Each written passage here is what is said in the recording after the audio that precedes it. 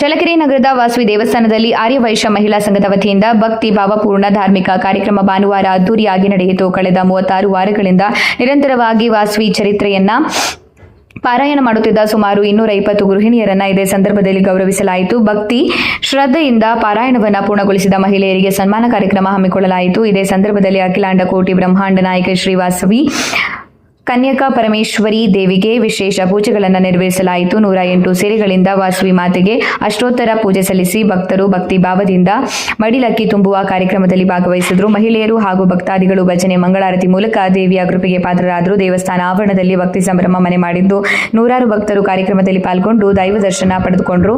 ಆರ್ಯವೈಶ್ಯ ಮಹಿಳಾ ಸಂಘದ ಪದಾಧಿಕಾರಿಗಳು, ಸದಸ್ಯರು ಹಾಗೂ ಭಕ್ತರು ಕಾರ್ಯಕ್ರಮವನ್ನು ಯಶಸ್ವಿಯಾಗಿ ನೆರವೇರಿಸಿದರು.